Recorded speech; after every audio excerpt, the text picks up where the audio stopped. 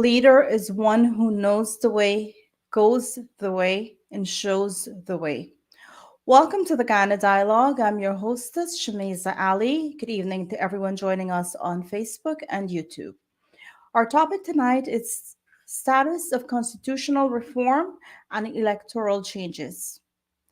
The Guyana Dialogue is being sponsored by a coordinating council of Guyanese based in the US, UK, Canada, Guyana, and the Caribbean. Funding support is by well known philanthropist Dave Narine from Dave West Indian Imports.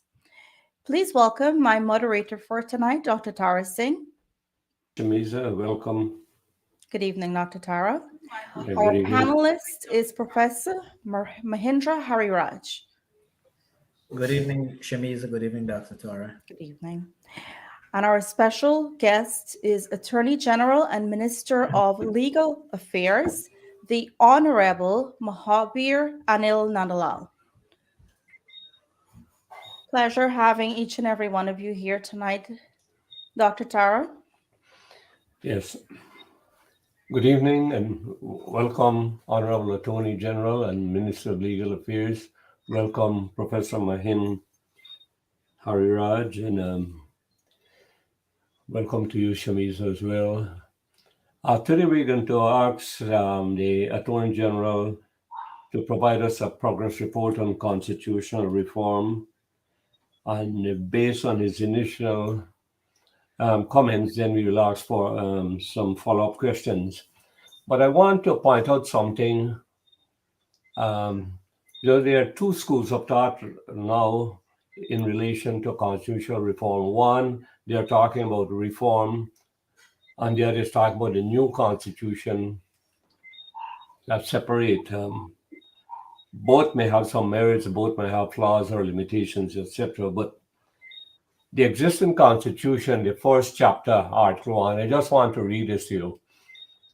The state of Guyana is an indivisible, secular, democratic sovereign state in the process of transition from capitalism to socialism and shall be known as the Cooperative Republic of Guyana. Well, that is clearly unnecessary, superfluous, and it has no place in the Guyana Constitution now. What if I were to write a constitution? I don't want to arrogate onto myself that, but I just suggest something like this. We replace that with, we say that Guyana is an indivisible, secular, democratic, sovereign state that is transitioning into an indigenous, one Guyana capitalism with a human face, where fairness would prevail in all aspects of life. So I leave it to you now. That is my thought about that, but I have a lot of other questions about other parts of the Constitution. So go ahead, AG. Permit me to thank you for inviting me to be part of your discussions this evening. And I'm happy that you have chosen the very important topic of constitutional reform. As you may be aware, constitutional reform is a PPP manifesto promise, as it is a manifesto promise of almost every political party that contested the 2020 regional and general elections. The PPP went to the electorate with many promises, including that of constitutional reform, but also went a bit further in articulating how these reforms will take place. We said that we will follow previous PPP initiatives in respect of constitutional reform, and that the reform will be based upon consultation with the populace and important stakeholder organizations. And importantly, it will be driven by a broad-based constitutional reform commission comprising of 50% parliamentary parties, that is to say 50% politicians and 50% civil society organizations. These organizations include labor, religion, the private sector, indigenous groupings, organizations representing farmers, organization, organizations representing civil society organizations such as the Guyana Bar Association, etc. So we have already put before the National Assembly and enacted a constitutional reform act capturing these tenets which formed part of our manifesto promise. We recognize that meaningful constitutional reform cannot take place in our constitutional construct without the opposition coming on board because every important provision of our constitution requires a two-thirds majority vote in the National Assembly for there to be any change. So, recognizing that, we took that bill to a select committee comprising of government and opposition, and we had a consensual bill coming out of that standing committee to which the bill was sent, and the bill was then placed in the parliament and debated. Unfortunately, I cannot recall. Oh, I believe the opposition did not participate because at the same time, or on or around the same time, they decided to boycott Parliament because 8 of their members were suspended for misbehavior at a previous sitting. So we commenced the process on that unfortunate note because, as I said, the process cannot yield any appreciable success unless we are able to get on board the parliamentary opposition. Why should the process be a consultative one? Because we feel that no segment of our population or no political conglomerate has the monopoly over what our constitution should embrace, what its terms should be, and what the concepts of that constitution should embrace. A constitution is really a pact between the populace and the state, whereby that contract between the state and its people must capture the aspirations, the dreams, the ideals of the people. It must guarantee to the people certain inalienable, recognized human rights and freedoms. It must outline the relationship between the state and the people, uh, in particular, in relation to the style and system of government and how that system of government must function, how that system of government must change. So, what are the essence of the electoral system? It must also contain a series of safeguards that will ensure that if a government misbehaves or any member of the state apparatus misbehaves, then there must be sanctions to ensure that such misbehavior is not countenanced and indeed punished. It must also embrace, as a democratic state, the principles of separation of powers. It must guarantee the independence of a system that will allow for law and order to prevail in the country and to which the citizens can turn for justice and for enforcement of the laws of the country and the constitutional precepts and concepts ensconced in the Constitution. In short, it must have a judiciary that is functioning.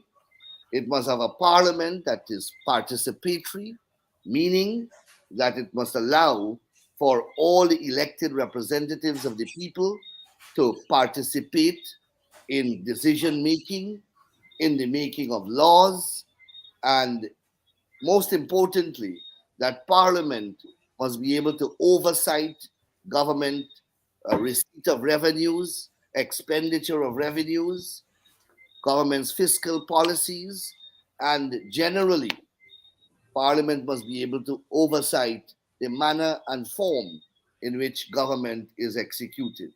Those, in my respectful view, are the essential uh, concepts and tenets of a modern democratic constitution Mhm.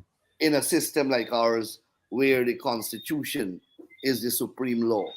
So, Okay, so I just Doctor, want to ask you you are to start. articulating, just let me just Mhm. conclude this. You are articulating your own personal formula.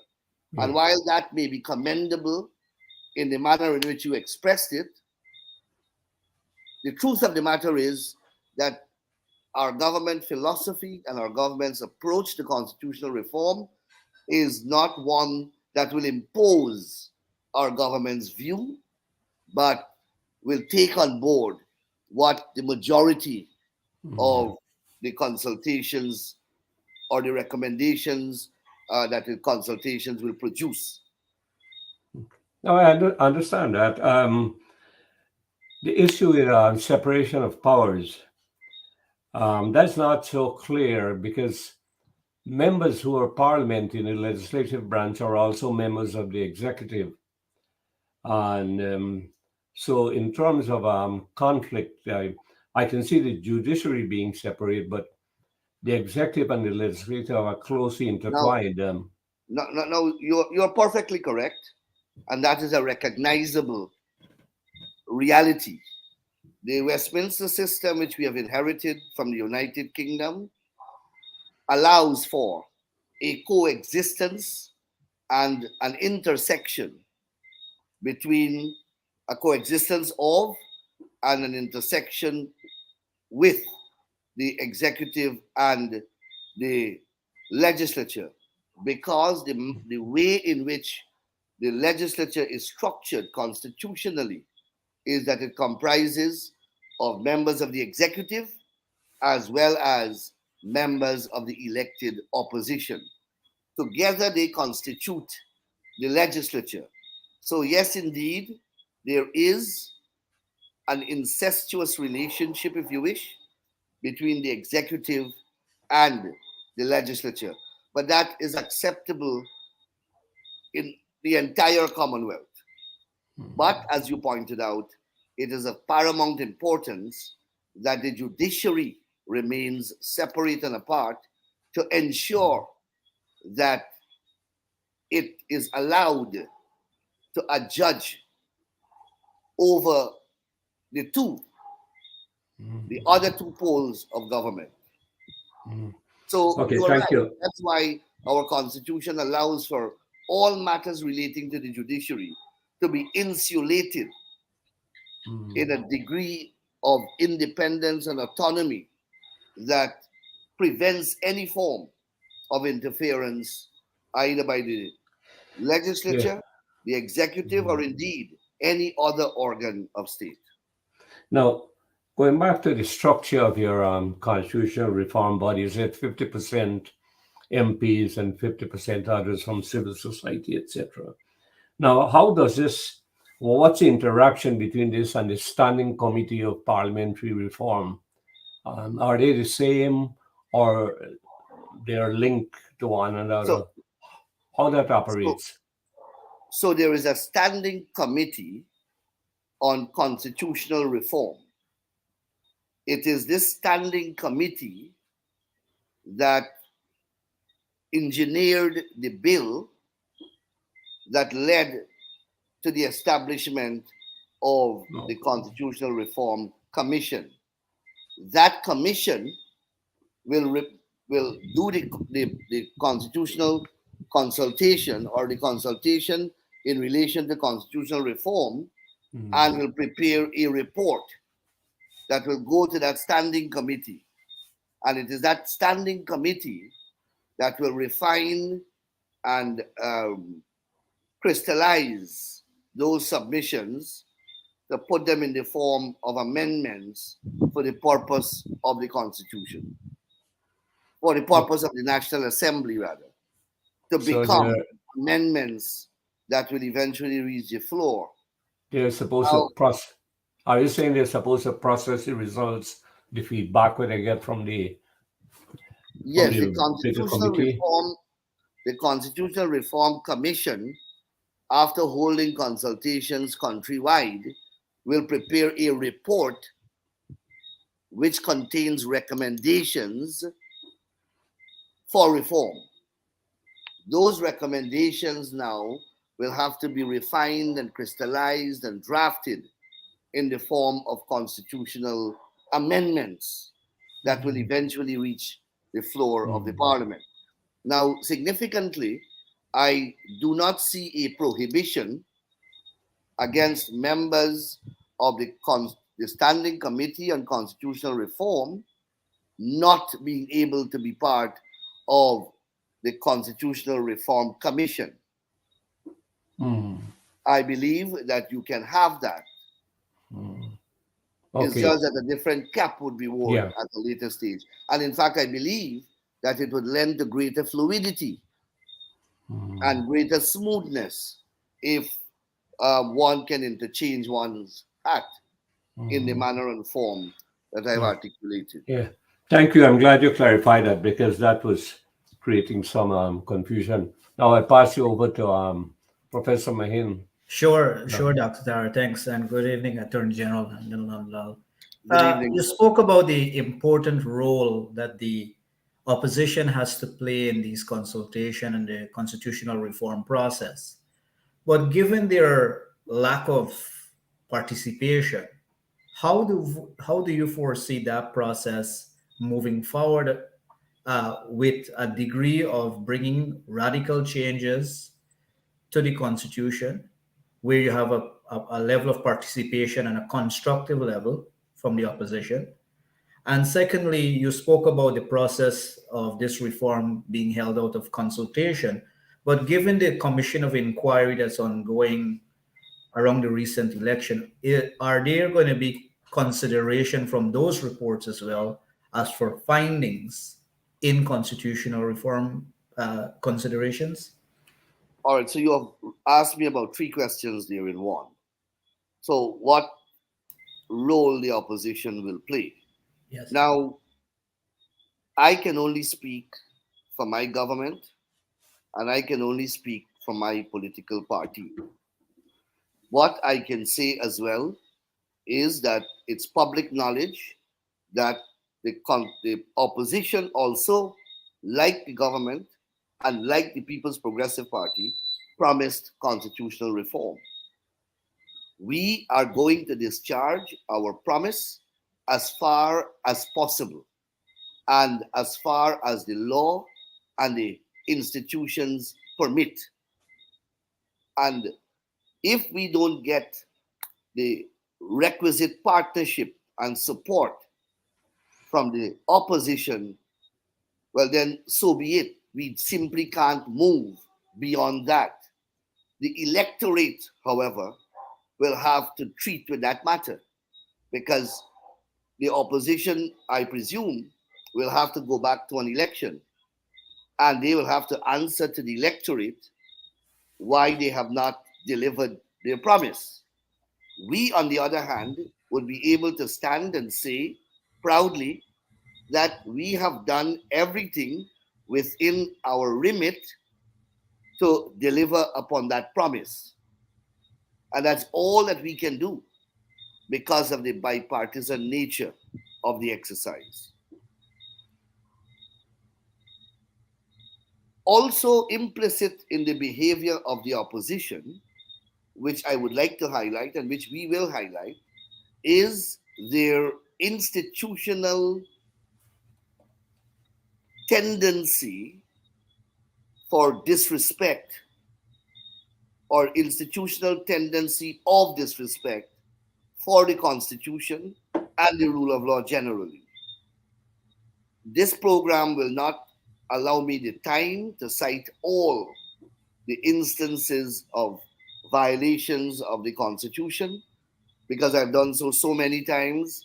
The unlawful appointment to the chairman of GCOM in the form of Patterson, disrespect and disregard for the Constitution in relation to the no confidence motion, the disrespect of for Guyanese rights who are resident overseas by their constant attempt to scrap the existing database and disenfranchise all those persons of their constitutional right to vote at an elections, their flagrant disregard of the Constitution and the relevant statutory provisions as they attempted for 5 long months to rig the 2020 elections, the complete and utter violation of the constitutional rights of Guyanese citizens as they revoke their leases, and I could go on and on.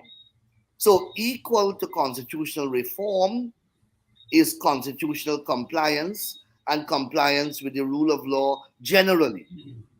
So, not only has is the opposition or has the opposition evinced a clear and settled penchant for disregard of the Constitution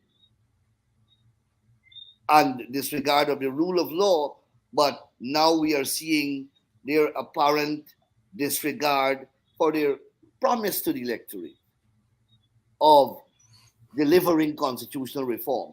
Permit me to say that constitutional reform has not been a new item on the manifesto agenda of political parties. Almost every political party going to elections in recent times have made this promise. In 2011, for example, when they won a one-seat majority, they promised constitutional reform in a major way.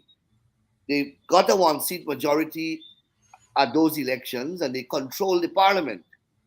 I was the Attorney General. They took over the Standing Committee on Constitutional Reform and they gave Leader of the Opposition, David Granger, to chair it. And I don't think in that 4-year period, more than one meeting was held with David Granger as the chair, and they took control of the majority of that Standing Committee on Constitutional Reform. So they abysmally failed there again. Then they won the 2015 elections and they formed the government. Again, constitutional reform was a fundamental promise on their agenda. When they got into government, they, through the Prime Minister, Moses Nagamootoo, they commissioned a constitutional reform report to be done. They appointed Nigel Hughes and about 2 other persons. I believe they paid some $20 million. A report was produced by this team that was handed to Nagamootoo, and it never saw the light of day after that. We were not consulted at all by that grouping assembled by the then government. The Constitutional Reform Standing Committee of the National Assembly was chaired during that period by Basil Williams. I don't think we met more than twice. And nothing was done, not a single line changed in the Constitution. In fact, no serious preparatory steps were made towards that, the achievement of that objective. So I took the time there to give you the antecedents of the opposition, both in terms of constitutional compliance as well as in relation to their promise in respect of constitutional reform. But as I said, we can only do that which is available, which we can deliver. The last issue that you raised is whether the report that is likely to emanate from the Commission of Inquiry will be taken into account for the constitutional reform process. Certainly, it is an important report. it is going to be the most authoritative uh, statement coming from a judicial or semi judicial body in relation to the elections, save and except the pronouncements that we have had in relation to cases arising out of those elections at every level of the hierarchical structure of the judiciary in our country.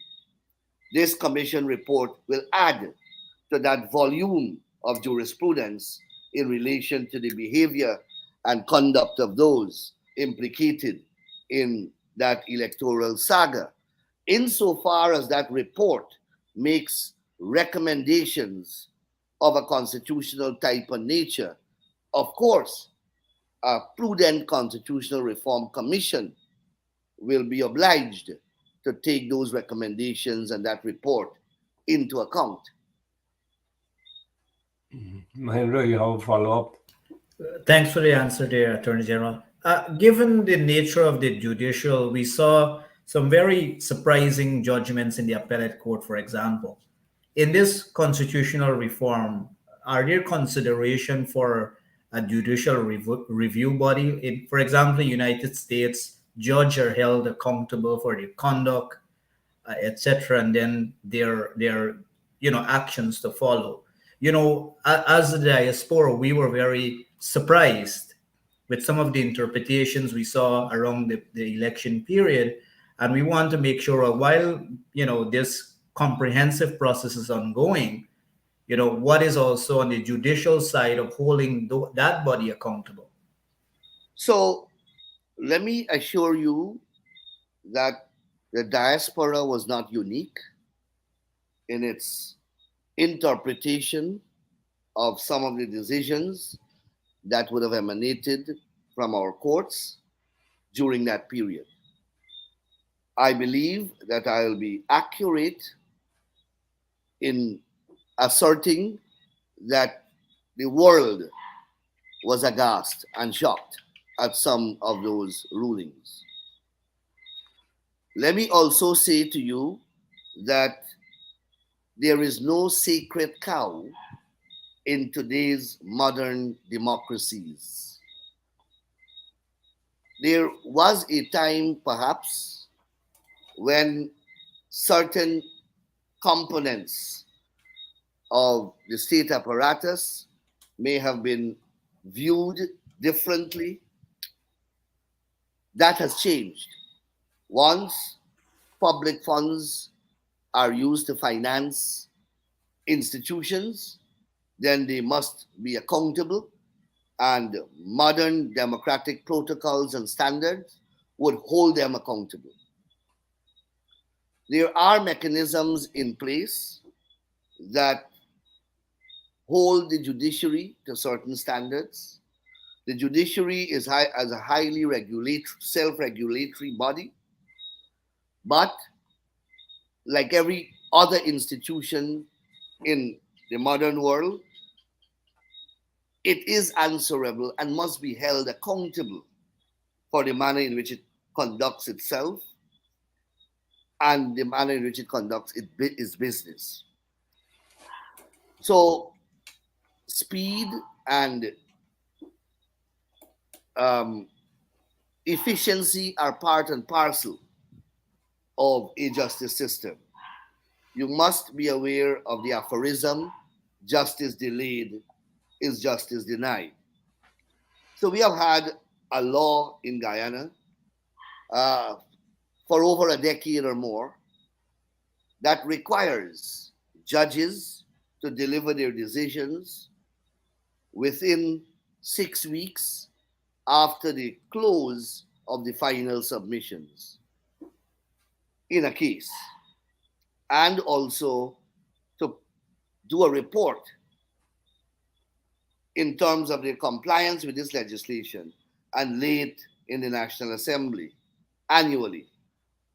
That legislation has been completely ignored.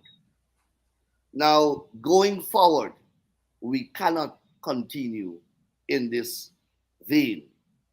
Currently, I will admit that we have shortages of judges, and we don't have a judicial service commission appointed as yet to ensure that these vacancies are filled, both at the level of the judiciary and at the level of the magistracy.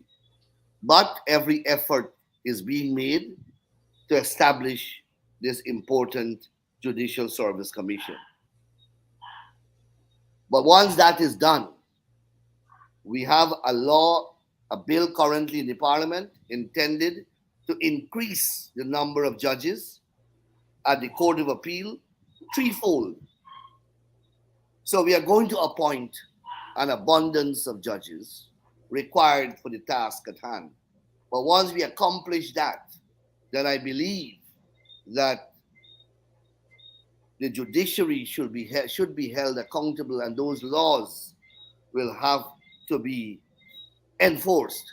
The law, for example, that I'm speaking about, and persons' constitutional right to have a fair trial within reasonable time. Now, no area of the Constitution is exempt from review in the impending exercise. So the judiciary is an important constitutional institution, and that will also be the subject of review. The way the judiciary functions, having regard to what you have said, and you, as I said, you are not in isolation in any form or fashion in the view that you have expressed. In the same way that the executive is under pressure to be more accountable, to be more efficient, become more transparent in its daily functioning, the same way the parliament is being pressured to deliver more legislation, to have greater scrutiny over executive conduct, for the Public Accounts Committee to delve deeper into the Auditor General report so that financial irregularities are exposed and persons are charged. And the same way that we are increasing Parliament's ability to interrogate the executive, well, the same way the judiciary has to be made subject to similar initiatives in order to extract from it the level of transparency and efficiency that is consistent with modern realities in a democratic society. Thank you for Is that, Anil. let me just ask you a follow-up question there, AG. Is there a policy of you have a sentencing guideline in Guyana? I Yes. know in, So, yeah, I know in so, US you have policy guidelines of specific offenses with a so you minimum and have maximum. so you have basic principles that govern sentencing, principles of law. Sentencing is a legal concept and is a legal exercise. And like every other legal exercise, there are rules governing how this power to sentence ought to be exercised. So you will have a statute, you have the various laws, the statutes, which create these offenses, and they would stipulate sentences, meaning between X year and X year for a particular offense. Or if it is a capital offense, then perhaps the death penalty or non custodial sentence. So you have legal guidance in the form of statutory mandates which address the question of sentencing. Then you would realize that even in those statutory formulations, the judges and the magistrates who are expected to administer these sentences are given discretions. In law, discretions are never untrammeled or absolute. Discretions are always regulated by principles, by a sense of reasonableness, by the tribunal not taking into account irrelevant factors, but must be guided by relevant factors. So, for example, principles such as proportionality will apply to sentencing. So the gravity of the wrong perpetrated must bear some reasonable relationship with the penalty that is going to be imposed. You can't have a grave wrong carrying a non-grave penalty, for want of a better word, or what you call a knock on the wrist. So you have to have these reasonable relationship of Yeah. proportionality and some degree of commensurateness between the type of crime committed and the type of punishment that is meted out. In addition to all of that, we are working on sentencing guidelines. I suspect that you are reading sentences being handed down by our courts, and you, like many other members of our society, have observed sometimes inconsistent sentences, sometimes sentences that you may consider to be irrational. Sometimes you are faced with sentences that are either too high in some instances or too low in some instances. Well, sentencing guidelines that are under preparation are intended to bring greater consistency to sentencing and to bring a regulatory framework in place, which one can only hope will bring consistency and reasonableness to the regime of sentences currently being handed down by our judicial officers.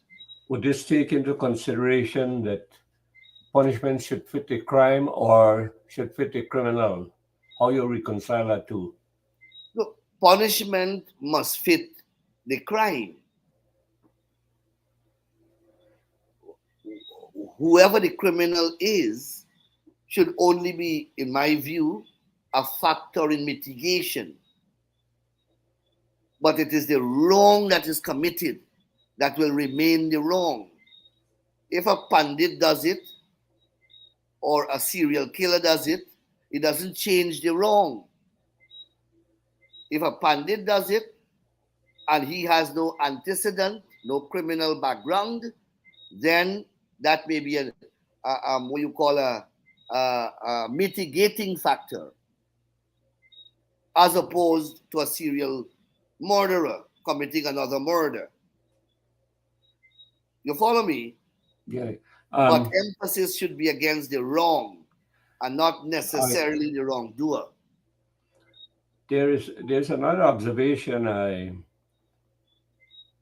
I make, and I have some experience about this, that the courts have been using probation reports primarily for juveniles, but for adults, they have been rarely using it. Given the philosophy of punishment for deterrence, um, reform, um, to expiate or expunge your guilt, etc., or self-defense, whatever may be the philosophy, don't you think that you need to, the judiciary need, I don't know whether you will do the two constitutional or you will incorporate it in the sentencing guideline or how you will do it. But I think that to develop a good sentencing policy, you also have to look at the philosophy behind punishment or sentencing, where you want to So, go, whether you want to do a all right. reformative regime to So Doc, compensation, etc. let me get to what you want me to answer. So the approaches to crime and criminal conduct, like everything else in human life, has undergone changes. At one time, it was felt that penal sanctions, harsh penal sanctions, was the order of the day. That approach no longer pervades. You have more what is called scientific approach to punishment and sentencing, with greater emphasis being placed on rehabilitation rather than punitive sanctions. That is why we are introducing concepts such as restorative justice, where there is a movement away from an custodial sentence and towards the imposition of non-custodial sentence with a heavy emphasis on reform and on repairing the relationship that may have led to the crime. In other words, going to find out what was the sociological and socioeconomic factor that may have triggered the deviant conduct, to use sociological language, and that led to the crime.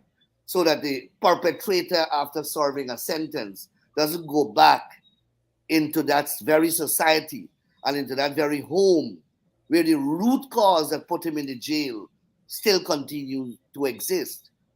This modern approach allows for the going into the root cause and uprooting it, so that when the person is rehabilitated or reformed and they go back there, they don't go back to that poisonous, toxic environment. So that's one thing. The other issue is you have um, a set of penalties, and based upon the level of crime in a society, that the society itself will press and and put public pressure for there to be harsh penalties. In a crime-infested country like Guyana, you still have a strong public appeal for that penalty to be imposed and for people to be executed. Why? That's a direct result of the level of criminal conduct, in particular violent criminal conduct in the country, which continues almost unabated. In recent times, you have had some reduction. So you have to continue to be alive to your society's needs. But you have an approach that can marry the two. And that is the one that perhaps you are referencing, where you have the social people coming in, the therapists, the social workers, the probation officers, who can lend therapy, who can prepare reports, who can do evaluations, who can recommend a different form of social rehabilitation and administer them and monitor them, and that can lead to a new human being emerging from a criminal trial. So we are building systems like that, and we are investing heavily in capacity building, training people. The new prison centers that we are creating now and establishing have those facilities within them. We are building, for example, a joint uh, um, um, electronic database that joins the DPP, the police force, the prison service, the attorney general chambers, the entire court system, the social services ministry, into one massive case management network for the sharing of information for the criminal justice system, so that magistrates now can type in and they can get a whole update now on where a person is, what antecedents the person may have in the criminal justice system, and that can inform them in the manner that they behave. How many charges are pending in the system? You know, you may be in charge, you may be facing a court charge, a criminal charge in Georgetown, but you have two others somewhere in Monkey Mountain in Region 7, another one at Shelton, another one in Region 1 at Port Kaituma, etc. All of that we are hoping to integrate into the system and make accessible to the important players that will be using that system. All that is intended to bring greater efficiency and also to modernize the criminal justice system, so that we continue to embrace new and evolving changes, while at the same time we maintain traditional methods of punishment that are considered by our population to be appropriate and relevant still. Okay, thank you, AG.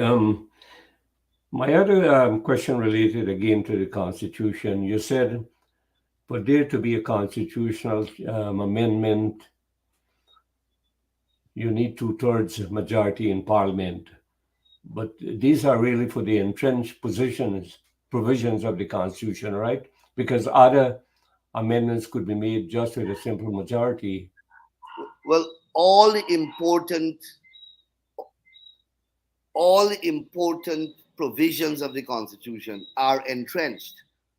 If they were not entrenched, then it would make a mockery of constitutional democracy. If we could have made changes, for example, with a simple majority, we would have made sweeping changes to the Mm. Constitution. So would any other government that goes into office. So any constitutional provision of substance is heavily entrenched and would require a two-thirds majority. Very few require a simple majority to change, and in fact, they are not even worth changing. But the question is this: if the people, if sovereignty is derived from the people, shouldn't you think that any constitutional change should go via a referendum? Because in the States, for example, any constitutional change has to go by way of special motion, the election where they got to vote on it. No, I'm not.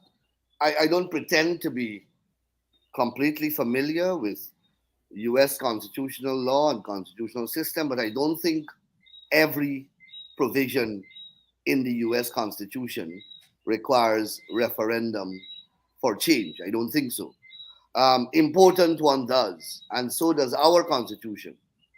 That is why when they were, that's how the Caribbean Court of Justice ruled in the matter of Richardson.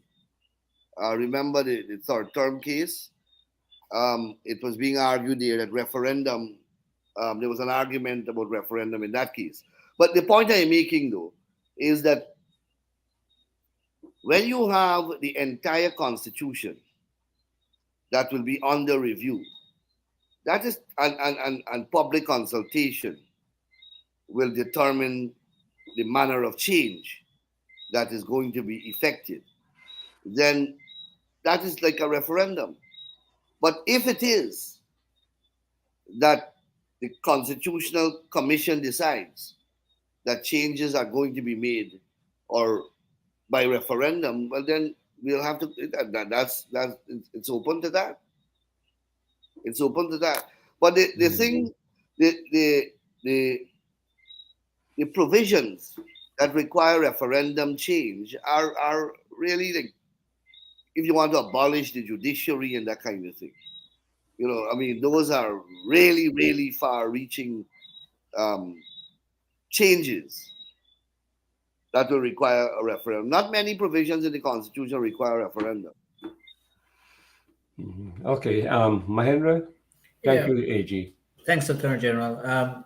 Attorney General, under your stewardship of the Ministry of Legal Affairs, we have seen a transformation with many, magistrate courts, etc., being built across the length and breadth of Guyana. And you spoke about the digitalization of the system. Are you also considering, with respect to these buildings, to have the right infrastructure for prevention against fire and all of these things in the immediate term, as we're seeing an uprising and sort of these fires in the city, the capital city, and many of these court systems, their paper trail is so heavy. How quickly is that doable in this comprehensive restructuring? Well, I have often outlined that, like every other area of human endeavor in Guyana, undergoing a transformation, the legal and judicial sector will not be left out. So, as we are transforming infrastructure in the country, as we are transforming the social beneficial landscape, as we are transforming the agriculture sector, as we are transforming the various economic and productive sectors, we are also transforming the judicial and legal sector. Because I believe that no modern society can be built without commensurate legal foundation. In fact, it's the legal foundation that will allow for the edifice to arise that will see the transformation of Guyana. So, yes, we are transforming Guyana, both in terms of the type of laws that we are passing, also in the type of systems that we are introducing, a modern form of settling of disputes like modern arbitration um, legislation and infrastructure. We are also creating the basis for many of the new modern industries to spring up. We can't be offering food security to the Caribbean without qualifying ourselves legally to produce and export food at the acceptable international level. You anytime you deal with food, and you have to meet certain international requirements. So it's the law that has to take us there, modernizing the infrastructure, having a legal landscape, being able to offer data protection. If you export a piece of meat, you must be able to trace it back to see which farm it came from, which animal it came from, if someone got some kind of rare disease later down the line. These are the kind of international legal requirements that have to be put in place, which we are working on. And I just give you one example. We are doing that in almost every sector. So we are building new roads, we are developing new housing schemes and new housing areas. Every one of these places and these new developments require places where people can go and have their disputes resolved. That's an important part of everyday life. Or else persons are going to take the law into their own hands and you will descend into anarchy. And that is why the law and order is that glue that keeps society together. So back to the very simplistic question you have asked me. So we are doing all of that. Whether we are building courthouses that are going to be protected from fire.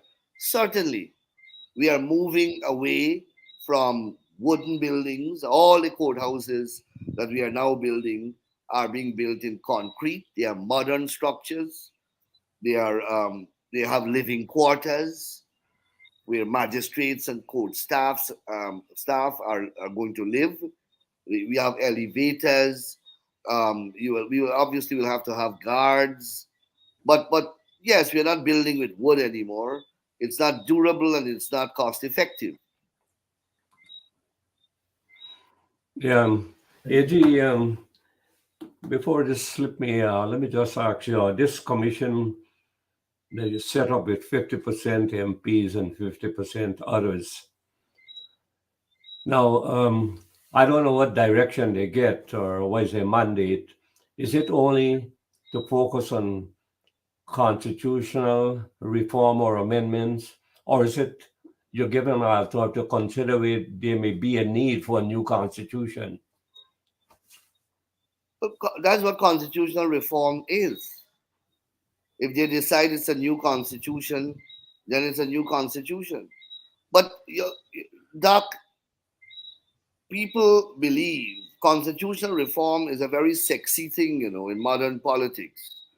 A lot of people clamor for constitutional reform, and I really don't. Sometimes I wonder what do they want to reform? We have today, and I've said it over and over again, and I will debate this anywhere. We have one of the most modern constitution in the English-speaking Caribbean, one of the most embracing constitution. There is no other constitution in the English-speaking Caribbean, and I go as far as say in most Commonwealth countries that share power and devolve power in the manner that this constitution does. Devolve power and share power between the executive and other organs of state, including the opposition. That 1999 2001 constitutional reform, that was the constitutional reform process that broke the back of what was then known as the Burnham Constitution. Over 200 changes were made. Mm. Sometimes we don't speak about these things, and people think that we have the Burnham Constitution still around. We don't. We have a liberal, modern constitution. I hear a lot of people talk about the powers of the president. The powers of the Guyanese president is similar to the powers of the Trinidad president. And the Trinidad president is ceremonial. The Guyanese president is executive.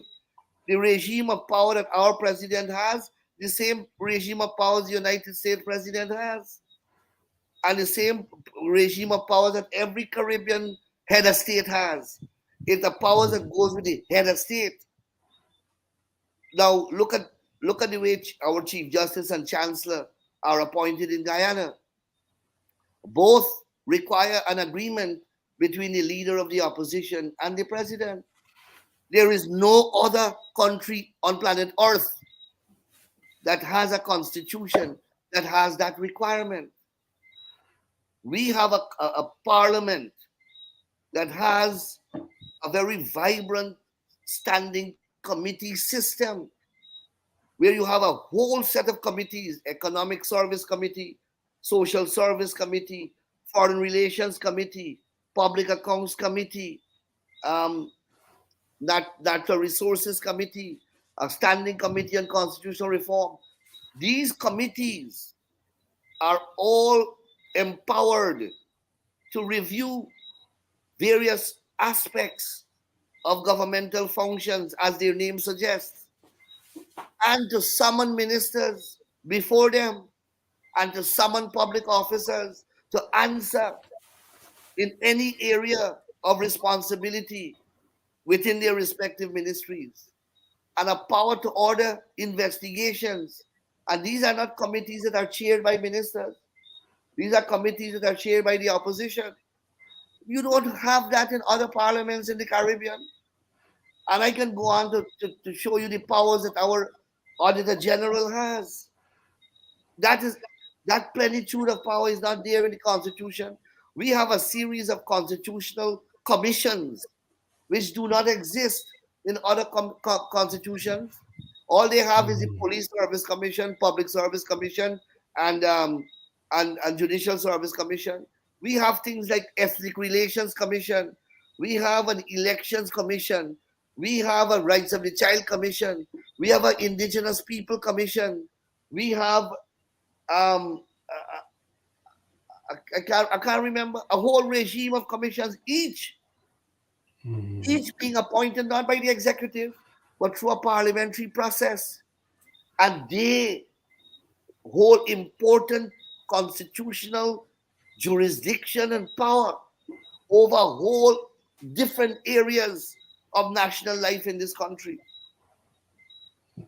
So it's not about getting a new constitution and making constitutional changes.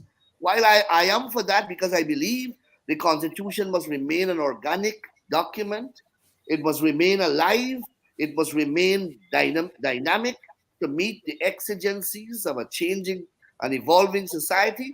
I don't believe that we should use the constitution as the panacea to solve other problems. You have a bunch of politicians in this country who can't win political power through the ballots, and they always blame the constitution. Every time the PNC lose an election, you hear them shout about constitutional reform. When they won the election under the very constitution, they abandoned constitutional reform. But now they are in the opposition, you will hear them clamor for constitutional reform, as though that will get them to win an election. The constitution must not be the politician's zombie. This is not obia work. And it must not be the substitute for other areas where you have to really work to get solutions to problems. So all that I say about constitutional reform, I just say those words in admonition, because I observe a tendency in Guyana and among the diaspora to just clamor for constitutional reform, not even understanding what we have and what they want out of this. Some of them believe that constitutional reform will suddenly waive, once that happens, or whatever it is, and however it manifests itself, it will result in a transformation of Guyana, and it will solve all the ethnic problems that we have in the country. It will not do that. The Constitution is a book. Yeah. It has to be interpreted, and it has to It has to work Well, by, one of the by thing, human beings making it work. one of the things about the Ghana Constitution is so long and so heavy. Look, this is a copy of the U.S. Constitution, passport size, 60 pages. My friend, I read the Indian constitution that governs 2 billion people Mhm, is about the same size mhm. with the U.S. constitution. Um, It is coming, a fraction of Guyana's constitution let size, me just, when you say people but in it the works. diaspora talk about constitutional reform, looking at PP manifesto, PNC, and others, all of them have in the manifesto constitutional reform, including PPP.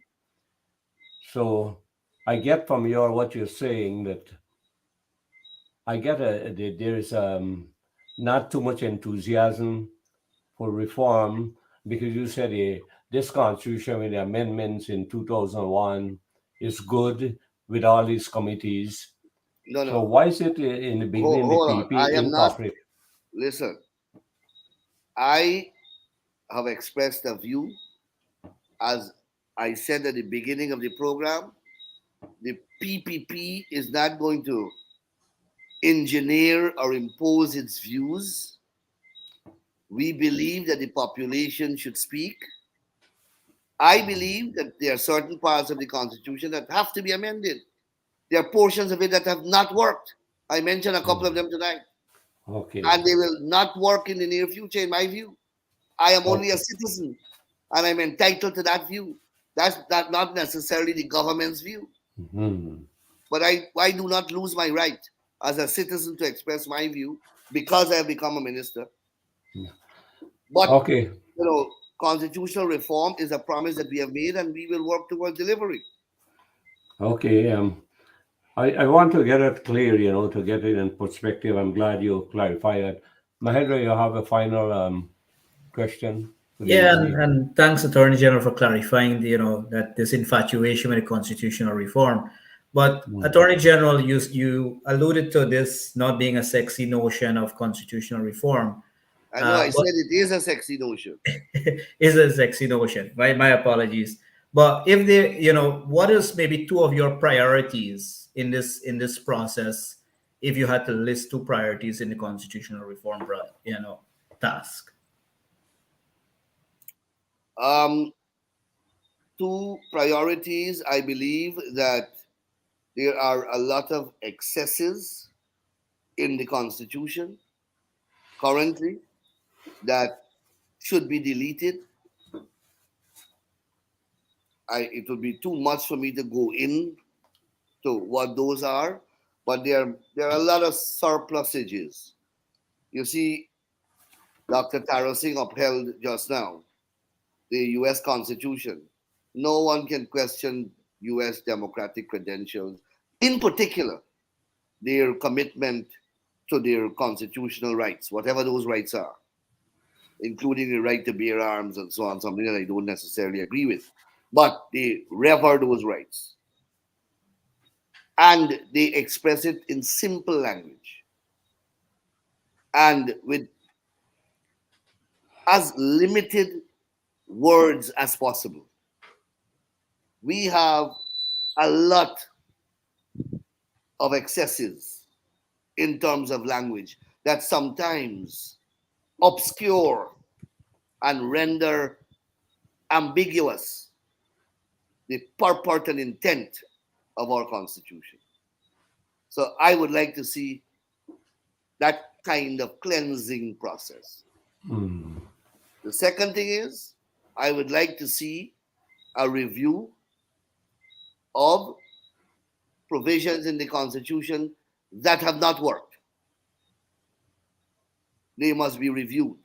It makes no sense, in my view, in becoming idealistic to the extent that you have become unrealistic. And you put provisions in the Constitution that will never be able to be implemented. And when that happens, it causes more damage to the fabric of your Constitution, to constitutionality, and to the rule of law more than anything else. Those aspects of it must be reviewed. And there are, I believe that your constitution should only embrace the absolute vital issues that should be constitutionalized. Putting too much in the constitution trivializes your most fundamental law.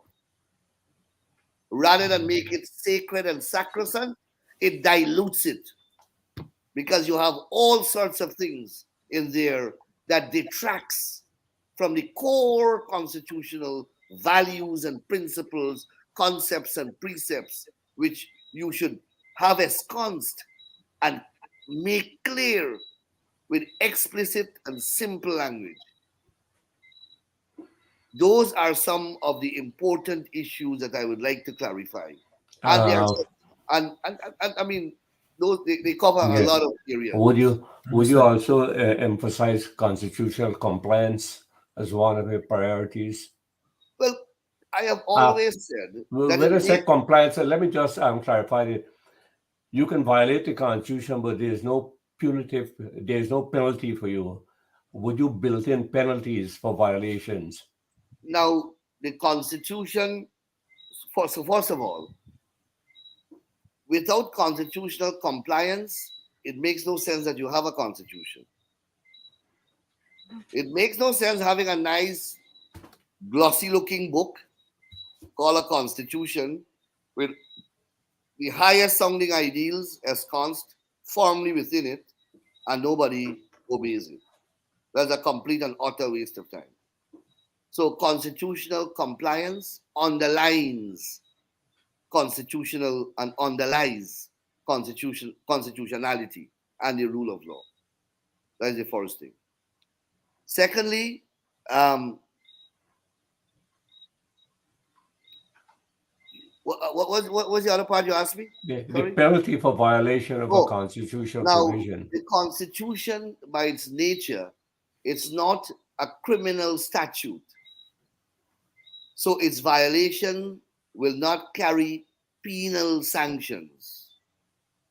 It will carry repercussions of a political and public nature. And perhaps one can look at that. For example, you commit constitutional violations, you become disqualified from holding any office under the Constitution in the future.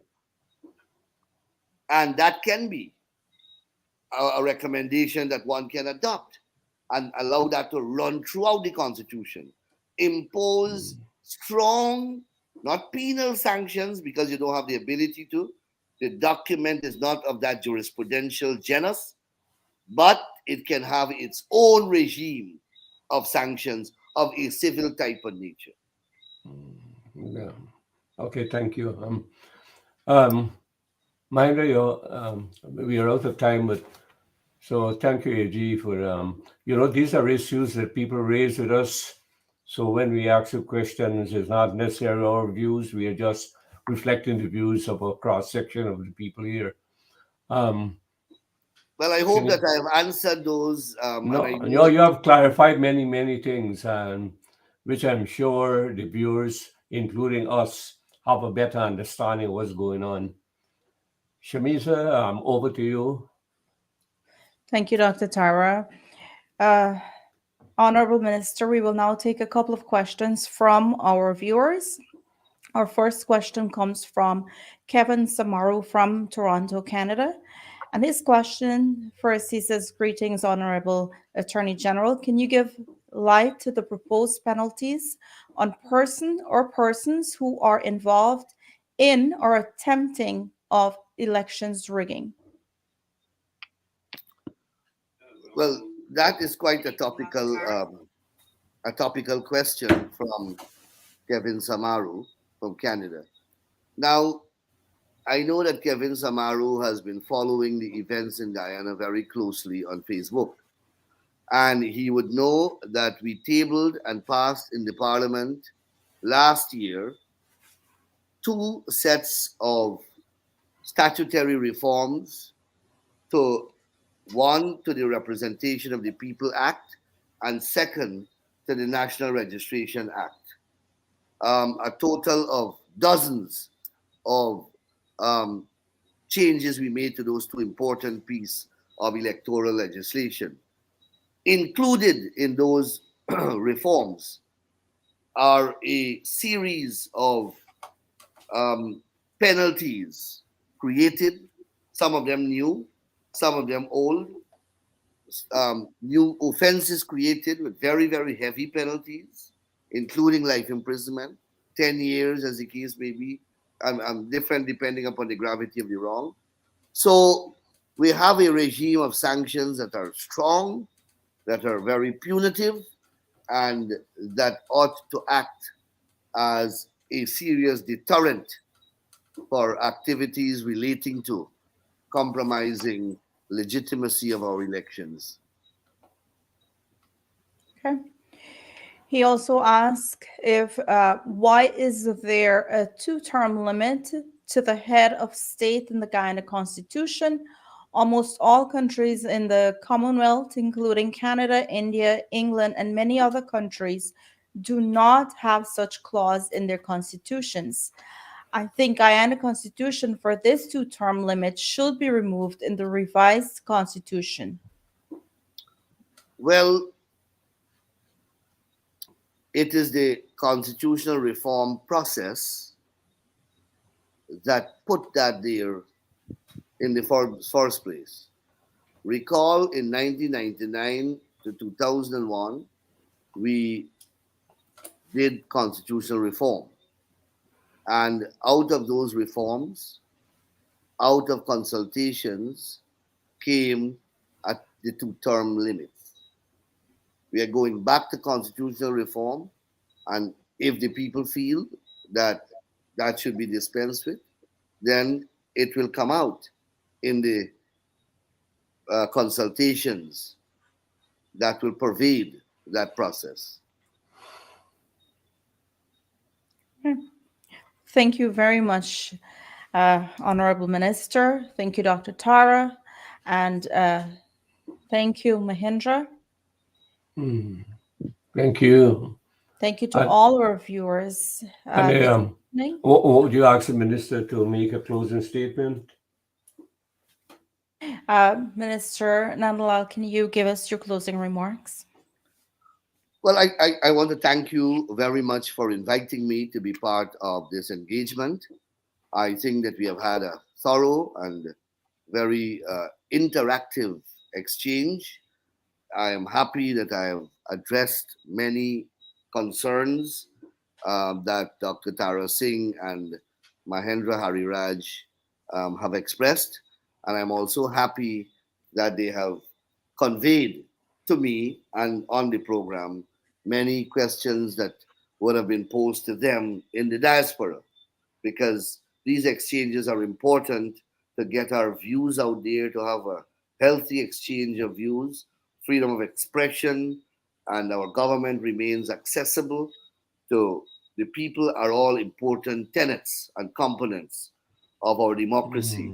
Ours is a style of government where we continue to remain attached and closely connected to the people of our country, wherever they are located. The diaspora, as we have often said, is an important developmental partner. You have partnered with us in the good times and in the bad times, and we have developed great relationships with you, and we would like to continue these relationships, and we would like to continue to be interacting and interactive with you.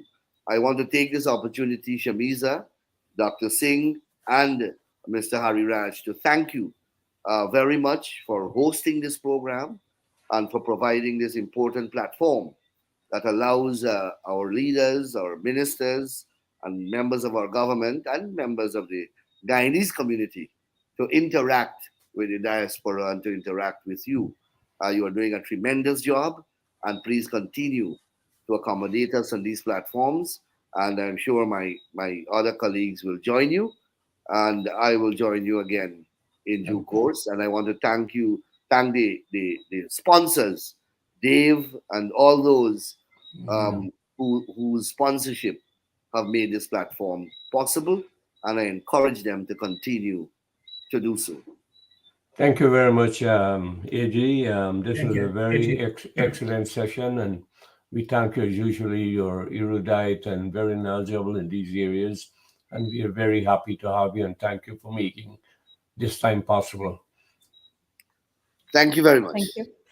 Mhm. Thank you. Good evening, everyone. Until Good next time, evening. this is the Guyana Dialogue, and I'm your hostess, Shamisa Ali. Good evening. Good evening.